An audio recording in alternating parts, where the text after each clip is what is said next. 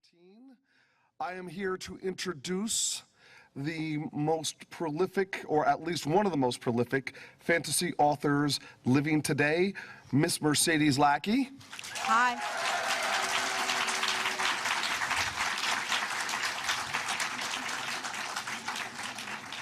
And I am also here to introduce her husband, co-writer, friend, partner, artist, award-winning artist going all the way back to TSR and beyond that. Beyond. And, Let's just use the word beyond. Yeah. And also one of the animators for Lord of the Rings and for The Hobbit. Stuff like that. For his work on bird rescuing and so on, Mr. Larry Dixon. Thanks, Chris. That was good. Oh, thank you. That was good. We're being introduced by the lovely Alexi, the mighty talented Alexi, who really didn't want his name mentioned, but yeah, that's why we want you to stare at him a really long time. And he's over with the Bard's Tower at 1121 over in the dealer's room. Look for it, tall display. It's easy to find. There, your plug is done. Your work here is done. I work here. Away you go.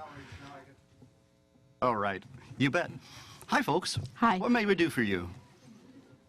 Would you like to know more? Click yes. I'm Larry. This is Misty. Hi. And we'd like to, well, we do what we call the Larry and Misty show, which is they try to put us on a panel with moderators. And it never works. This fiery crashes. Boom. Yeah. Because we work at a certain pace and we tell lots of jokes we have to censor on the fly. And so we just decided, look, just give us cameras, give us mics, let us go. And we're very audience participatory, so we see a shiver with Patient. Thank you. So we will keep asking for questions, and then we'll go off on bizarre tangents. Then we'll realize, holy crap, we're at a panel, and we'll come back and we'll answer another question. Yeah. So what Misty would like to know is, okay, this is why we have editors. Sometimes you get stuck on things, and you just need a little prompt, and an editor is there to help you out. A lot of times when you're working with editors, seldom art directors, but certainly with editors, they don't always know what something needs, but they know it needs something. Well, what I want to know is who put the bop in the bop shabop shabop. Who put the ram in the ramalama ding dong? I'm afraid those files have not yet been unsealed. I can neither confirm nor deny the existence of proof of said things, but were I to comment, that's the sort of comment I would make. And so, obviously, I've been a DoD contractor before.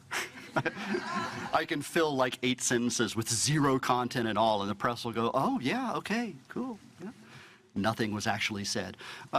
So, we would like to know, do you guys dig Valdemar books? Oh my goodness, have you come to the right place?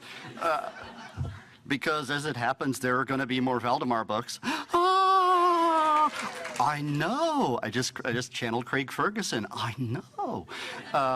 Yes, we're working on Griffin of Light right now for DAW Books. Yep. DAW Books. And I'm finishing up I Spy. Yes. Which is the Family Spies books came out of the fact that I noticed that there was one really striking lack in fantasy: functional families.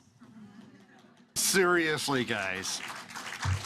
So I'm doing the 3 books about each of Meg's 3 children.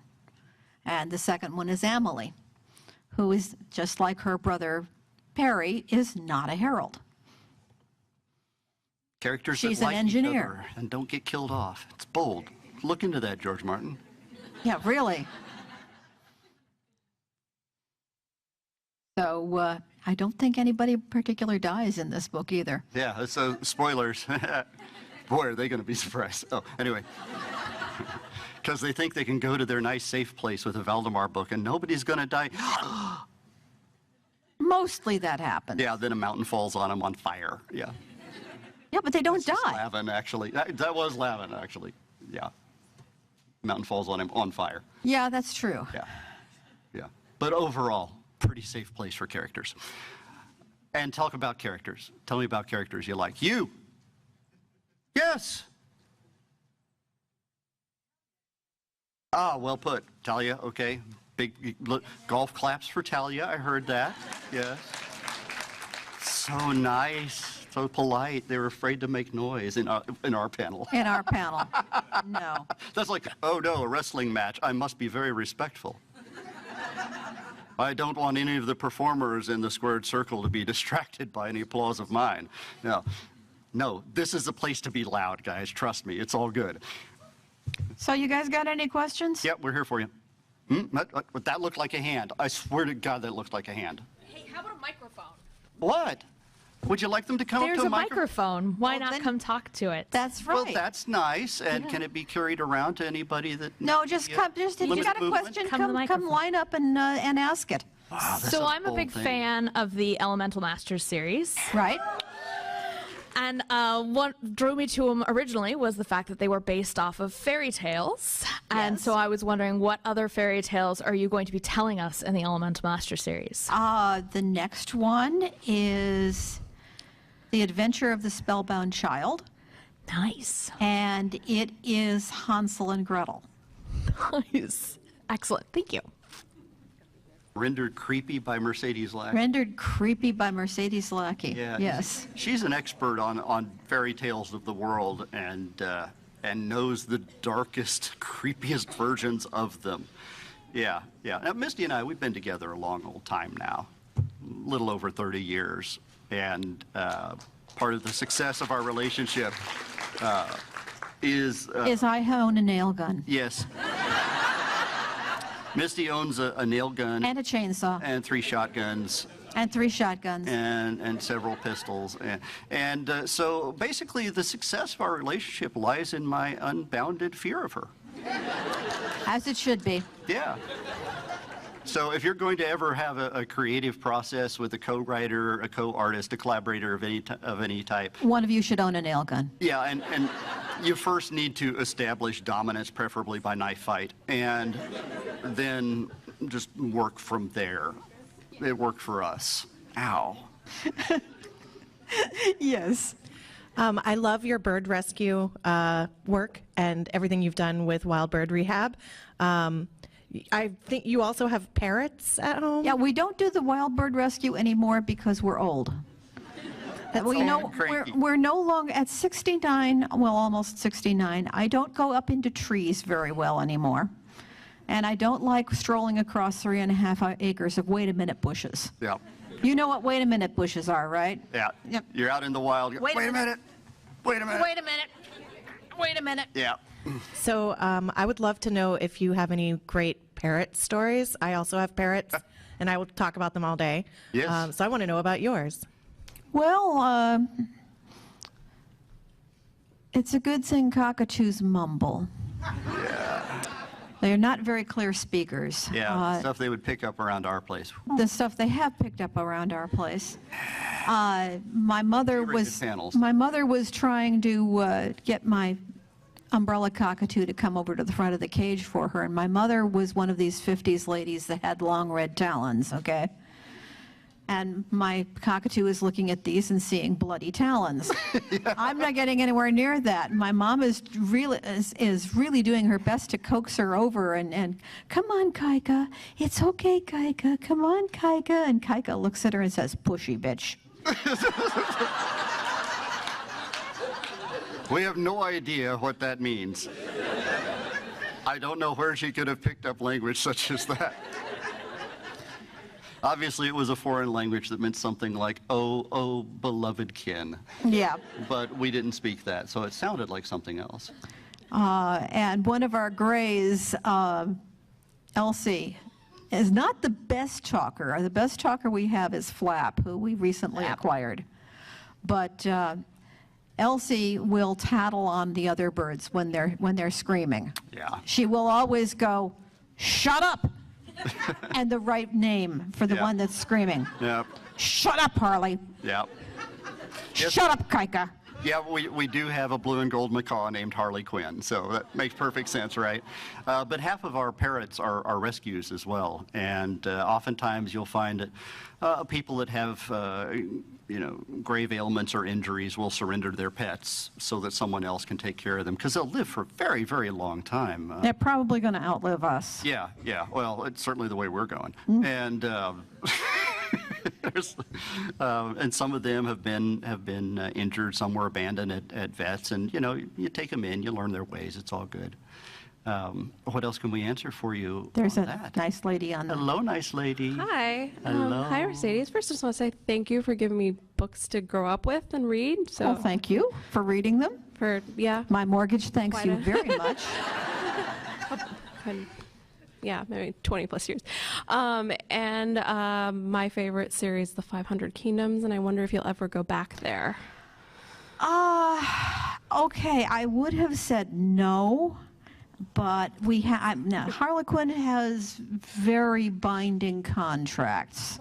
So I'm not sure of this one. I'd have to ask my agent. But it's possible that since they have exercised their right of first refusal, I could do them and self-publish them. So I know we're definitely doing that with the Hunter series, because Disney does not have that kind of we own your firstborn child and all of its seed thereafter contract that Harley Quinn does. Really, So- her first problem is finding a decent cover artist she can afford.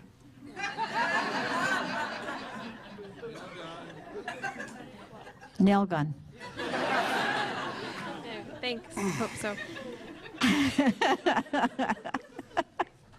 Now you know why I limp.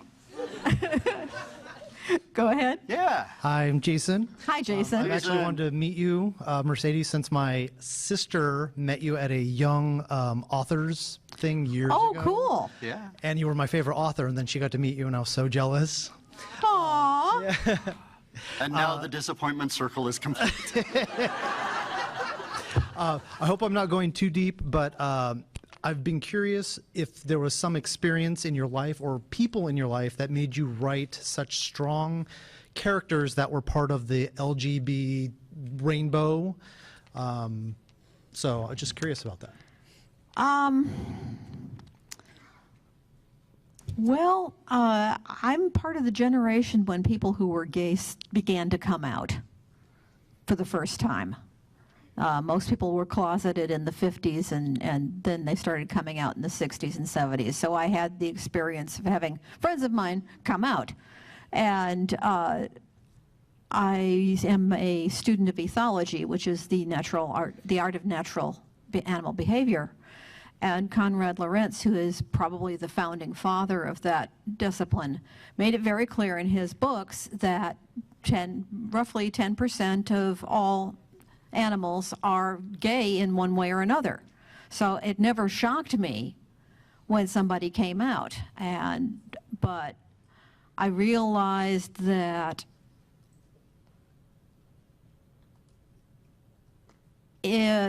along with Marion Zimmer Bradley and Samuel R. Delany, you needed to show other people that this is perfectly natural and nothing to get excited about. So that's kind of why I did that. And I kind of got backed into doing Vanyel because when I first wrote my first trilogy, Arrows of the Queen, and I turned it in to Betsy Wilhelm, she said, "But there's no magic in this. It's fantasy. It has to have magic." And I said, "But there is no magic in Valdemar. It's all mind magic." "But there has to be magic in this." Well, when your editor who's bought your book says there has to be magic in this, you fucking well put magic in it. So I did Vanyel he was reading, as Talia was reading about him at the beginning. And when the Arrows trilogy was first, and I did the Tarma and Kethri stuff second. But when I'd finished the Tarma and Kethri stuff, I knew I was going to have to do more Valdemar. And I figured, well, why the hell not Vanyel? Since he's at the very beginning of the first book. So I kind of got backed into doing Vanyel, but he was fun. You can make your own backing into Von Yell jokes. Yeah. Insert Von Yell joke here. Or I'm insert Von depressed Yell and here. so I whine, so I whine all the time. I'm depressed and so I whine. My name is Von Yell. Yep. He's. Thank you. Hey, you bet. You're welcome. Anytime. Thank you for your bravery, sir. Yes. Hi. Hi. So my husband and I also have begun to collaborate writing together. I'm so sorry. And we have a lot of very different opinions about certain things. Yours are right. I know. But aside from knife fighting, like, what are some of the ways that you two have learned to work together and, like, maybe not snap at your husband when he decides to make a really terrible joke in a specific section of a story that's very serious, That and hasn't so happened forth? Yet, no. Yeah, no, I still get heat over that. Yeah, it hasn't happened yet. Okay, you really want to know the reason that we work well together? Separate buildings. Yep. You see, we were both professionals in our fields before we ever met, and we actually met live on a TV interview, which was very weird. It's like, hi, I'm Larry. Hi, I'm Misty. And here we are with, and suddenly we're on TV together. But we'd plotted our first book together by the end of that first weekend, and that eventually became the Winds series. Yay. It was called Ties Never Binding, and then we committed trilogy. But we already had our own grooves, and then we found out that we grooved well together, but the secret to having a relationship and a working relationship is to not get in each other's faces. So we actually work in separate buildings, and then we get together for a couple of hours each night to watch some TV together and have some dinner and cuddle cockatoos and tell jokes and talk about the day, and then it's an event to see each other. And if you're talking about the technical aspects of working together, in your case, since you're both on the same professional level when it comes to writing, We're assuming. I'm assuming. I mean, neither of you has been published before. Or Technically, I've been a little published, but not really. Okay. they're, So they're, we'll they're call- both at the naive optimism stage. They're both at the yeah. Really. Yeah. I would find a third party to be the overlord. Yeah. And as you're going along, if you've got any things like where he's putting a terrible joke in what's supposed to be a serious place, you refer it to the overlord. And the overlord says, yeah, that actually works, because people in desperate situations have usually come up with dark humor for it. You look at firefighters, they have the worst dead baby jokes. So, firefighters and emergency Not you, surgeons. kiddo, don't worry. And emergency room personnel and that kind of thing just have really dark sense of humor, and they make terrible jokes at serious times. But if it doesn't work and the overlord says it doesn't work, then you drop it. It goes away. Yeah, studying comedy is vital, especially if you want to work with somebody else, because constructing a joke is taking an abstract concept, reducing it to its minimum words, but telling it in such a way that the audience is listening and they're participatory in figuring out the mystery that you deliver the answer to with the punchline. And it's really great once you study a lot of comedy writing, because you find you're able to streamline your work, and sometimes you'll wind up cutting entire sections, and it doesn't mean that they were wasted. They were just part of the learning process. But I had a bit where I did a 7-page setup for a joke in a Valdemar book, and it was like, I cut that whole section in the 7 pages, and it read better. Sometimes it's not the time for that joke, but you can use it later. Always keep lots of notes files. When you're collaborating, if you're both collaborating on the same level, you need somebody who is, you trust their taste.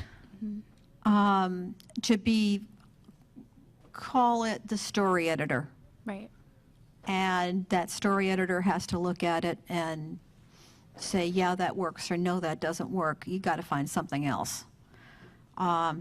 Most of my collaborations, I've either been with somebody that was significantly senior to me, or I've been the senior one, and I have the nail gun. Yes. And that's called circling back. Yep. That's what we call a callback in comedy circles. And our Are you worried about relationship troubles that will arise from working together? Not necessarily. We're Okay. both very chill. Well, that's why you have the, that's why Neither you of us have, own nail guns. Yeah, that's also why you have the story editor. You blame the story editor. Okay. Yeah, it's also a reason why you have an agent if you can get one, is that the agent's the hired gun, so you can stay the sweet, adorable writer while somebody else goes and does all the hardball stuff about the money. So, yeah. Thank you so much. Oh, absolutely, any old time. And are we going to see books from you all sometime soon, you reckon? Maybe. I'm very slow at writing. Well, Okay, do we have a question? Yeah. Another question? oh, Come on up. yeah. Hey there. I'm kind of short. May I? No worries. Hi. Right on. Can you hear me okay? Wonderfully. Can hear you fine. So I just wanted to say thank you as a young LGBT person who needed to see a lot of this representation. I've been reading your books since I was right before I turned 13. So it's been 5.5 years now almost. And I guess I just wanted to say thank you for that. Oh, you're 'cause very welcome. I definitely needed that in junior high. Let me tell anybody else who has got this same experience. I'm really grateful I was along for the ride. But the fact is that you, come back here, I'm looking at you in the eyes. That's right. The fact is that you were looking for something to get you through this. Yeah. And if it hadn't been me, it would have been Marion, it would have been Sam, it would have been Jessica Salmonson. There were a lot of people writing strong LGBT characters when I started doing it. And you would have found somebody. And I'm really grateful that you had me, but you did all the heavy lifting. Okay? That's on you. Yeah. You did Well the done. good work. So well done, you guys.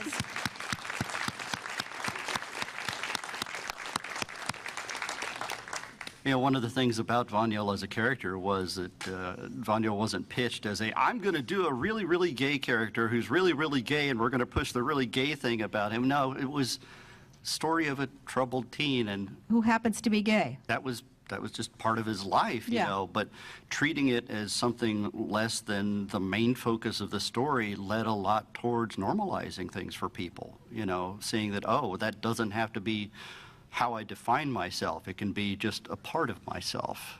And that was very inviting for people while they're searching for their identity. And oftentimes we still are. You know, I don't want that to ever end in my life. Yeah. Oh, grow up. I have my standards, and I refuse to rise above them. We got another question. So I also grew up reading the Valdemar series. It was one of the first series that I loved very much as in my youth. And I wanted to know if you were ever going to actually write the story of Valdemar himself. I don't know. There are some things that work better in myth, and that may be one of them. I haven't had anything leap out at me and say, yes, this is the story that you must write. So I'll have to leave that as an I don't know. Yeah. Sometimes there are acceptable. tricks that you can pull in the books where, for instance, I was just chatting with somebody about this last week, is that we have a storytelling tendency to not show on-screen deaths for characters that we want to be thought of as immortal to the readers. It's just very rarely we'll have an on-screen death of somebody that people talk about in centuries later. And that's just a way of simulating how some stories just last forever. If you actually kill off a character on page, there's an ending that comes to the reader that's unwelcome. But if you never actually show him, even though you know Scandranon's 1,100 years dead, you don't want to see him die, you know? I had a point. Did you find it?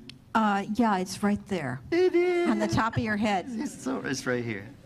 It's where cockatoos perch. And occasionally raptors. Uh-oh. Oh, yeah. Look who's here. Hey, Riff. What? Oh, hi. I had a question for you, but it's not a writing question. I had a convention question for you. All right. I was thinking about this. So I know that you have been special guests at several conventions over the years, and this is not your first rodeo. My 325th. Exactly. Exactly. I knew you would know the number. So I do. I always even if know you the just made number. it up, but that was good comedic timing, so I appreciate that. I'm here for you. Thank you. Thank you, Larry. No, but what, aside from all mortgage jokes, what surprises you? What keeps you coming back? Like, what have you noticed when you go to different conventions that intrigues you or catches you off guard? You know what I mean? Like, there's always things that happen. What has been your experience with that? Chris Odie, ladies and gentlemen, a fine and director, writer, actor, improv, gamer, and currently painting my ass with this question, but we marvel at the new ways that people like you find to annoy us. Thank you, Larry. I appreciate that. I'm here for you, Chris. Yeah. Any old time. Yeah. You're gonna stick around later. You're gonna harass us in the show. Okay. Buddy's only half a word, Chris. Okay. It isn't so much new as it is being a writer of books is very, very solitary, and that's one reason why writers traditionally have an alcohol problem. Yeah. You are all alone in a room with absolutely no feedback from anybody except your editor who's going, that book was due 2 weeks ago, where the fuck is it? It can be a pretty solitary life. I got the sense that you two self-medicate with parrots, though. So that's Yeah, the parrots don't help because they try and pry the keys off. This is not useful. Yeah.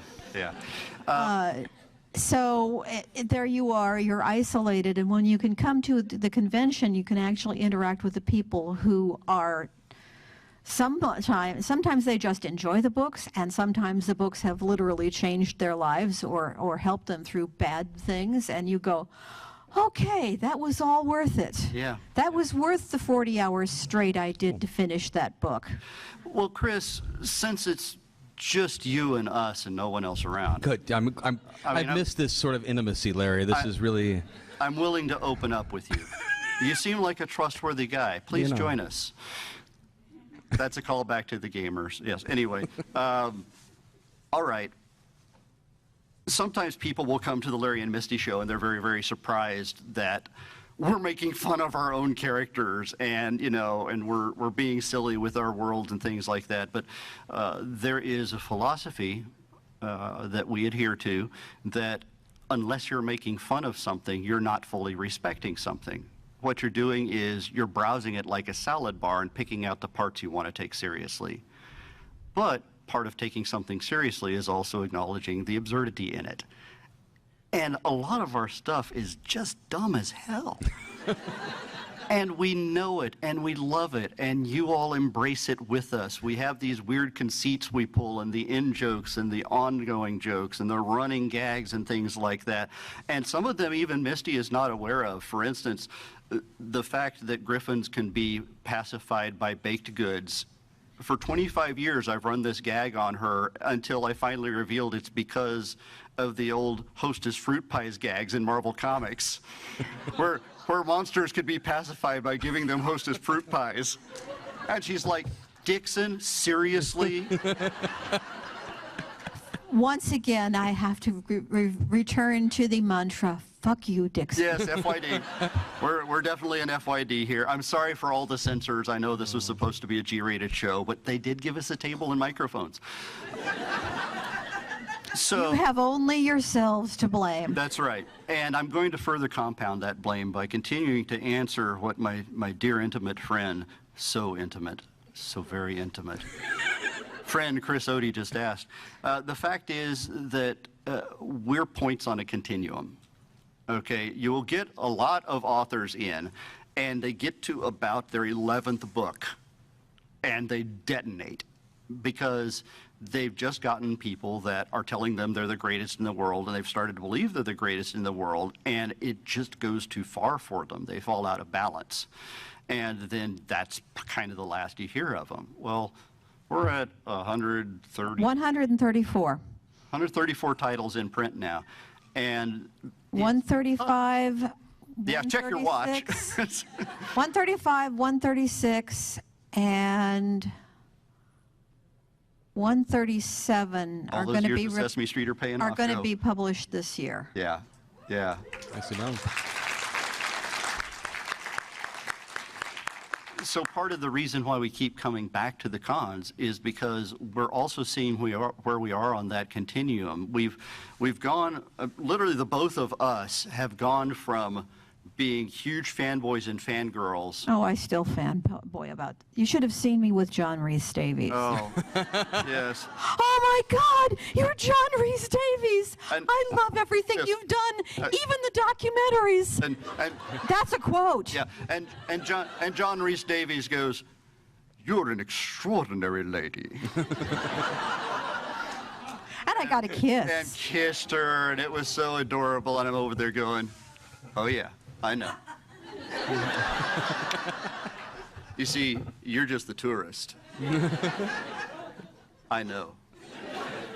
But what it is a lot of the people that were our heroes that we fanboyed and fangirled over wound up becoming colleagues and then becoming friends and then becoming close friends. And we'd work on things with them. And you know, it went from, for me, for instance, Anne McCaffrey and Michael Whalen, who is her cover artist.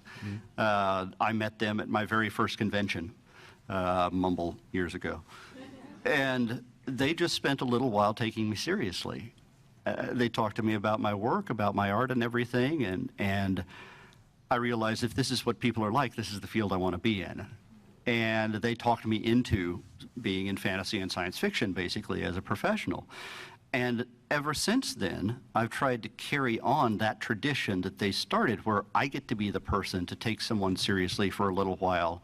And now we've been doing this for so long together, because Misty does the same thing, that we've gone from being who they would fanboy and fangirl over to being their friends, to being their colleagues, and so on. And so we know that we're just points on a continuum, and we're not the end of anything. And part of the reason why we come back to conventions, to finally answer your question, is because ultimately we're still fans, and we want to see more cool stuff. And if we can be there to actively encourage people to do this, I mean, your ideas are not that awful. You think they're that awful, but we've seen a lot of awful.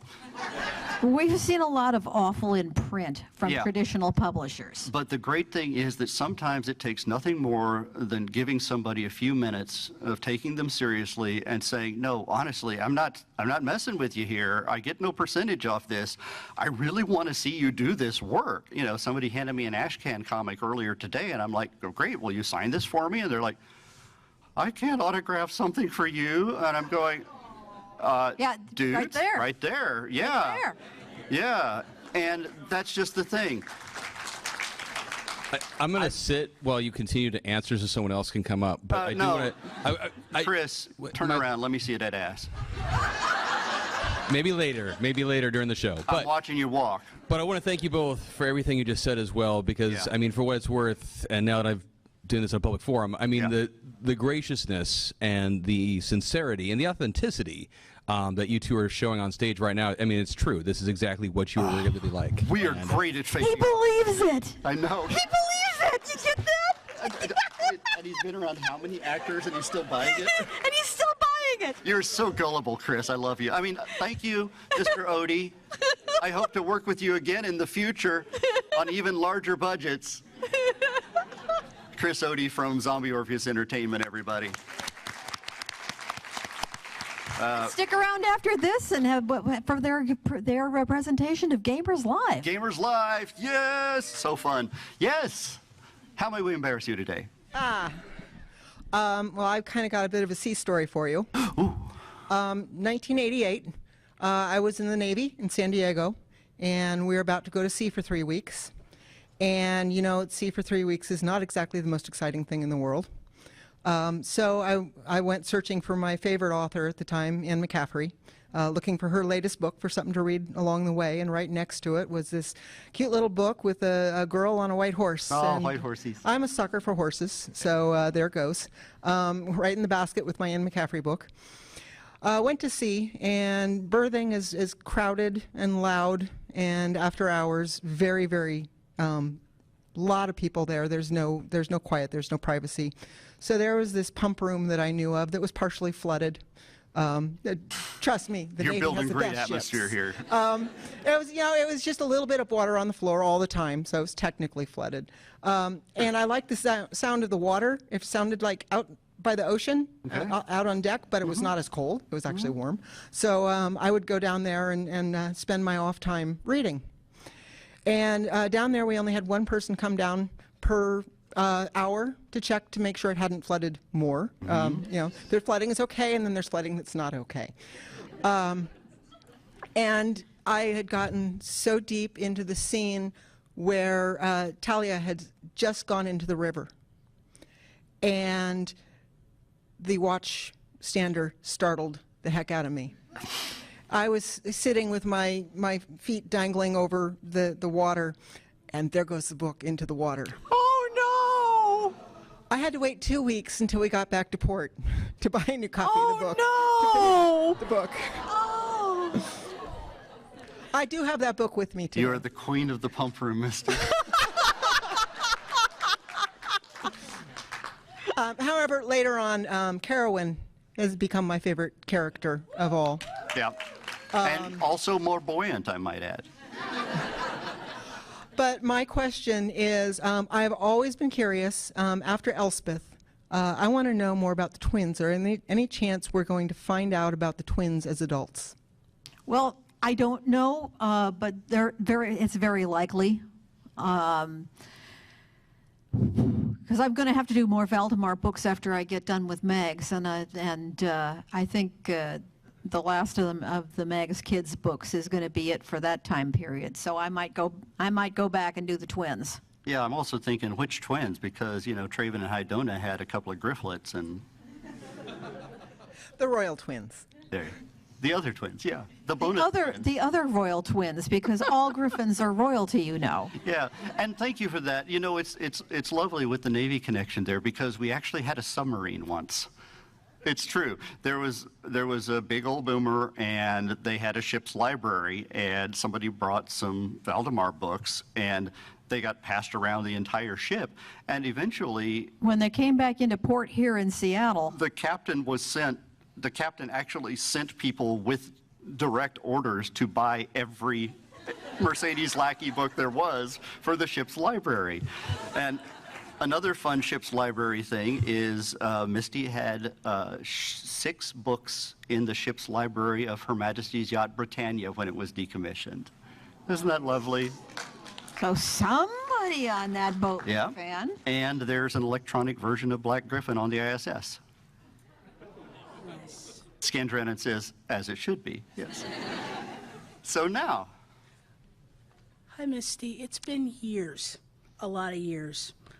Oklahoma City, Norman, Conhell. Oh, yeah. You remember. Oh, yeah. And I'll be talking to you in detail later. No, I was originally not going to get up and ask a question, but I realized I do want an answer to this, and it's something I'd like to know more people know about anyway. I'll pay you off later. Well, yes. Yeah. No, the urban set that you did. Right. Not necessarily the Eric Banian ones, although I know they're connected. The ones with Tannum and the elves. Will there be more in that series? Yes, there will. Larry's working on one now. I am. Excellent, and I'm looking forward to it. But also, are there going to be more in your the gaming set that you were also doing? Well, I'm always. No, the video game. Yeah. No, because those get commissioned by the gaming company themselves. Okay. Well, I'll speak to you guys in detail. As far as I later, know, no, there won't be any. Yeah. Okay. Tannum Well, I Drake had is to an ask adorable definitely character. about the urban legend set because I love Valdemar. I read your Valdemar books if I can the day they come out. Still. Mumble years later. Yes. But mumble years later. But I wanted to know about the urban set because I have to admit I'd like to know what happened with the elves and Tannum. Yeah. Well, that's what he's going to cover. Yeah, the next Tannum Drake book is called Exit Zero, and it's very challenging to plot because it's about 30% reveals. There's stuff even in the first paragraph of the first book that you didn't realize was a setup until the third book. I mean, it's that complex, that many reveals. I'm looking forward to it. And we got the strangest shout out. If y'all watch a show called Supernatural. Ooh. Yeah. Well, Tatum Drake drives a very distinct car in the, we kind of helped establish that genre that Supernatural is set in. And Tatum Drake drives a maroon 1969 Mustang Mach 1 351 Q code. Very specific car, right? Well, in the alternate history episode where they hadn't bought the Impala, Sam and Dean got into a 1969 351 maroon Q code Mustang, Mach 1 Mustang. And we're like, oh, that's no accident. That's no accident. Thank you very much. I'll speak to you guys in detail when I see you shortly. And you're going to be, oh my gosh, your heart is going to go pitter-patter when you find out the story behind Foxtrot X-Ray. It's actually a very romantic story, but you'd never expect it out of him. So, what next, folks? Tell us, tell us, tell us. You're Hello, so my darlings. pretty, my dear. Tell me more, tell me more, tell me. So, I told Jacob Blackman that you were here. Jacob Blackman, the mighty Jacob Blackman. The mighty Jack. He is. Yes. So I messaged him and I said, is there anything you want me to tell them? Oh, He this will says- turn out well. Yes, he says, just that I did not kill Mercedes Lackey and I am still happy about it. Well, it wasn't Jacob's fault. I It kept was the telling him that. hotel. I don't know if any of you knew about Gen Con last year. It wasn't Gen Con's fault either. The hotel room tried to kill me. Yeah. Yes. That was pretty stressful. Yeah. It put pretty. Yeah. In our lives, it doesn't rate that high. Any day I'm not on fire is a good day, and that's my baseline. So, yeah, Misty got knocked down. They had put me in a brand new literally days before renovated room. They'd literally finished the renovations, and the fumes got to me. And by the morning of, let's see, we checked in Wednesday, Thursday, so it was Friday morning. I woke up, and by the time I would have been ready to walk out of there, I was convinced I was having a stroke. It was pretty weird. I was having, couldn't walk steadily. I was dizzy. I was having, and I was having hallucinations. And I mean, let me tell you, I never went to Woodstock, but by God, I was in Woodstock. By the time the stuff started coming out of me, I had some really creative hallucinations. Well, I had a series of 3 rave hallucinations. One of them was I was at a rave where every animated cartoon cat I'd ever seen in my life was at the rave. It was all cats. And yet, for some reason, Jules just looked the same. Yeah. Sorry. He plays cat on Red Dwarf. Yeah. So yeah, and it turned out it was just the chemicals from the room, and it wasn't Jacob's fault. No, it wasn't We Jacob's know fault. that. He still feels guilty about it. Well, we can work with that. Yeah. Yeah, right? Yeah, because I can get a lot of favors out of him that way. Oh, that's so true. Yeah. Oh, we got plans for Jacob. Oh, Jacob is a wonderful illustrator and a terrific guy, and so much love. You probably noticed that we're getting questions from people that already know us here, and that's frankly a little disturbing. I can show them the bacon pictures. Yes, I was crowned. Last time I was here in Seattle, I was at the AFK Tavern, and they made me a crispy bacon crown. That's right. Jaunty, not rakish. For I am the Griffin King, beloved wherever he goes. Exactly. Yes. So, yes, next up questions. What would you like to know about? Yes, or you can just yell it from your chair. It's all right. It's okay. I like microphones. We need to see your outfit. You can. I can believe it. Okay, you go up next, and you? You can form a line. I mean, that's what normally happens in a lot of the that'd be panels. beautiful. They're just like rush the stage for everything. No, it's great. I'm wondering with, all the graphic novels and everything going into movies, if there's any move for the Valdemar stuff stuff. You just heard Misty's sigh right there. It was just the or movie any of question. the other series into movies or anything like that, or who you would envision as some of the characters. Oh, that's always fun to do, head casting. Well, head casting is a nice thing. Unfortunately, with a lot of the older books, they don't look like that anymore. Yeah, I know they were head cast with, oh no, we can get so and so to play that. It's like, oh, they're on a walker now? Yeah. Oh, we can work with that. Bird can land on a walker. But unfortunately, my agent has been diligently pitching for these many years, and nobody bites. It's the oddest thing. A lot of times we wind up with, like the deal with Disney Hyperion, for instance. It was like, oh, we all love your books. Would you like me to write something? You're available? I mean, a lot of times people don't even ask because they assume somebody's got the rights, and we're over here going, never optioned, guys. Sure would be good. Look, I mean, we did the math, and this was back in the late 90s, that there was already enough Valdemar material by 99 that if it was presented as a monthly comic, it would run for 11 years. Then, we've never even been asked by any comics company. Much less film. And I'm like, hey, 30 million books in print here, international following, seems like something you'd like. No, we'll pick this unknown writer. Oh, well, good for them. That's good. They can pay off the Camry. We'll be over here with the ramen noodles. Again, another decade. Yeah, we just don't get asked. But we'd love it if there were movies and animation and so on. And I wound up joining up with the Zombie Orpheus Entertainment and the Fantasy Network as a producer, just so I could be near the mighty Christian Doyle and Chris Odie, among others. And so we're working on some stuff involving some of Misty's stories. 'Cause it's fun. That's right. Yeah, it's always great based out of... Not local to us. We're from Oklahoma. Yeah, we're in Oklahoma. Yeah. But okay. Hi. Hello. I've been reading you for almost 20 years and love you both very dearly. Aw. So, especially in the Valdemar series, the fighting scenes and stuff play out very realistically. I was just wondering if you guys consulted with anyone on the weaponry and on the fighting? I was in the SCA. Oh, well, there you go. Yeah. Which means And that she will argue authenticity while wearing velour. Yes. No, I never argue Polyester authenticity without, I know, you never argue authenticity with SCA. It's just no, walk away, get a bite to eat. Yeah, because they'll be going for a while without you. Yeah, I was in the SCA, so a lot of that stuff really does apply. HEMA is probably closer. My co-writer Cody Martin is in HEMA.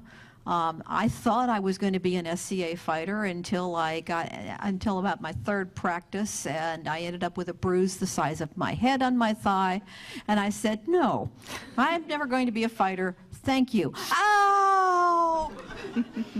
I've had a life of danger.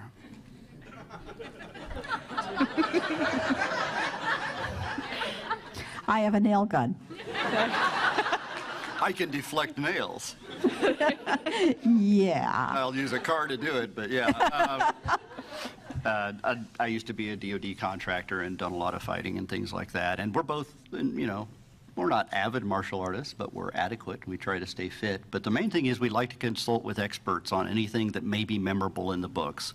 Sometimes all you can remember is something that you learned from fiction. And we know that in a crisis, your mind will search for something. So that's why we've always consulted with people on the engineering, the medicine, survival techniques, anything that's in the books that has to do with, forest survival, jungle survival. We've actually contacted specialists in that field because we don't want you to, in a panic, remember something that will kill you. That's very bad on readership as well as just being kind of mean. So we try to do, due diligence research at least. Yep. Perfect. Thank you. Well, we're very respectful. We don't want to step on people's fields of knowledge and act like a know-it-all. Besides, as any of you who've ever talked to a rabbit hobbyist knows, when you come across a rabid hobbyist or an expert in something obscure, you can't get them to fucking shut up. Yeah, it's wonderful. They will give you so much help. And while we're at helping, let me add, thank you so much, fandom, for your websites, because we can't remember every detail about our own Yep. work. But Thank you can. Thank you, Valdemar Wiki. I love you. Yeah. And, you know, I do model building and things like that for people, and there was a fellow that did a timeline, a Valdemar timeline, that was detailed down to the time of day that things happened over the course of over 1,200 years. And I was so impressed, and Misty and I were so appreciative that I did him an enterprise e-build and sent it like an $800 model build. Just say thank you for that, gee, because now we know when things happened in our own work. This is a good time for a plug. Yeah. The plug that's next to you. Well, if you go over to 1121 at the dealer's room, which I may have mentioned earlier, the Bard's Tower, we have some of these here. Oh, it's the big Valdemar map. Yes, the original, in its original digital form, was 28.5 feet wide. This is all hand-drawn. It's not a vector image. This is a raster image. And everything was measured with calipers and all based on every short story and essay and novel in any Valdemar book, including yet in print, for all of the distances to be accurate. And my answer to him every time it was... Make it look good, Dixon. Yeah. Basically. How far is what from what? Yeah. I don't care. Make Yep, it look Make good. it look good, Dixon. So there you are. And it includes a look inside IFTEL. So a lot of you that know the history, IFTEL had a closed border until very recently. But life has been going on in there just fine, and now you can see what's going on. We're at 10 minutes, so next questions. Hello, my name's Amy. I adore your Elemental series. Oh, they're fun, aren't they? They're just the reimagining of the stories with this great look of magic. The book that has been my all-time favorite. I've read it hundreds and hundreds of times. I pass it out to everybody to read, but they have to return it, is The Fire Rose. Oh, yeah. Yes. Which, the sort of Beauty and the Beast-ish sort of Yep, that's exactly tale. what it is. Do you ever like sit and wonder what happens in the Fire Rose is more standalone than some of your more recent Elemental stories, which have this really fun connection to each other? Do you ever like wonder about what happens with Jason, with Rosalind afterwards? How in the world they manage to get along in life after their story is over? Since there's no other Elemental She doesn't novels wonder that go about it into much. them. She can pretty much say what happened. Yeah, but I am the master of their fates. From Can you share? very I can decide what happens to them. Can you share any small snapshot? Any? Oh, she's digging. I see how it is. Uh-huh. So imagine, if you will, scene. Let's just say wolves are not very fond of salt water.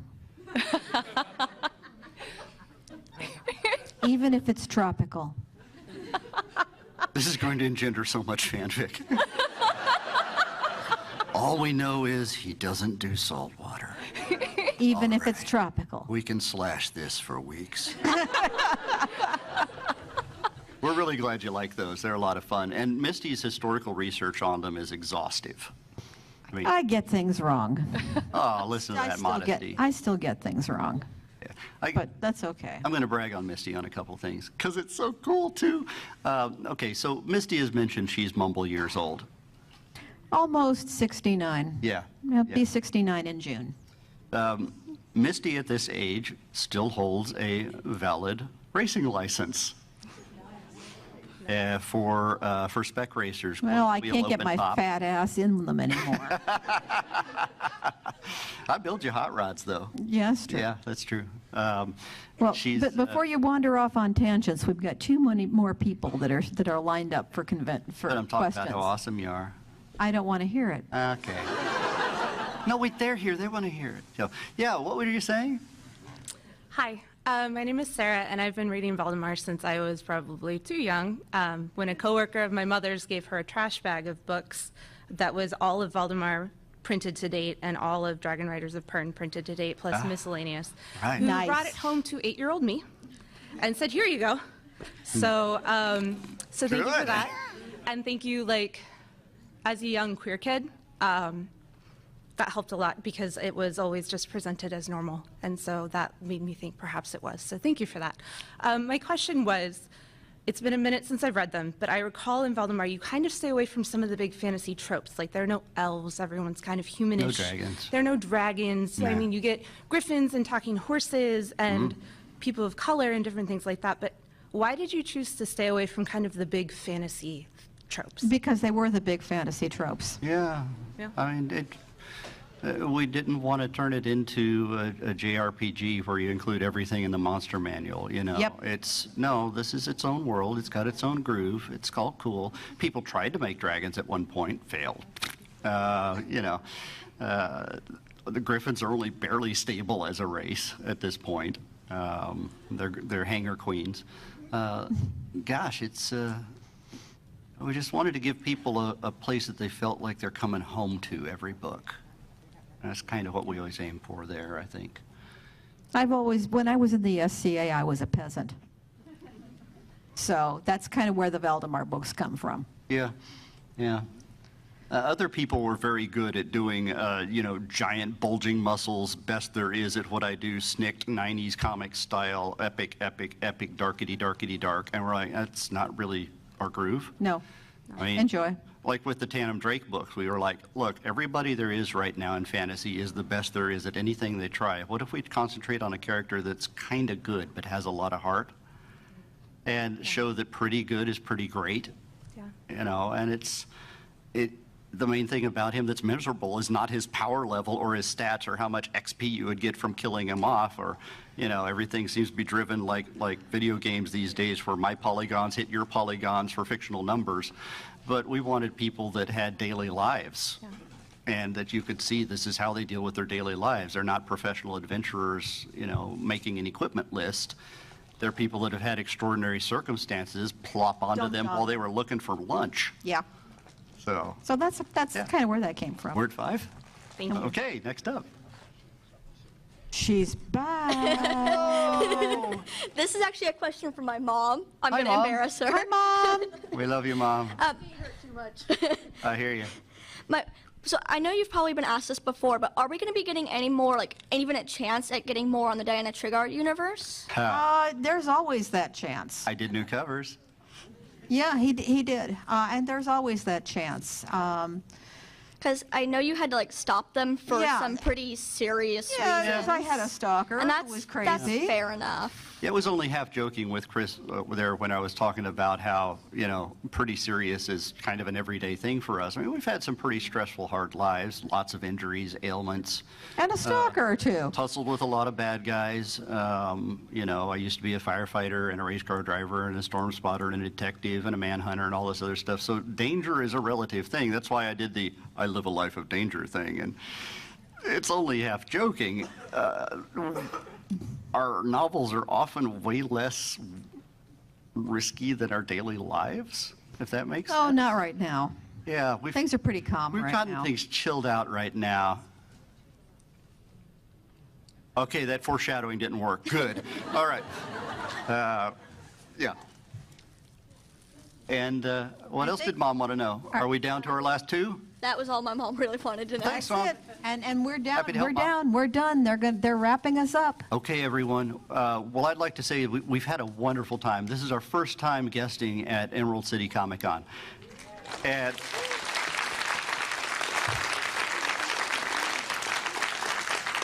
you all have been so fun. I love going down and doing signings in the dealer's room because you get to meet absolutely everybody. And that's really the great privilege for us to be here, is that we get to meet you. You guys look at us as celebrities, but we're like, no, we get to meet the fans. This is the greatest thing ever, because all of you bring stories with you. That's why we do cons. That's right. That's why we do cons, to hang out with you guys. Thank you very much, So, everyone. Thank you. Bye-bye. And stick around for gamers.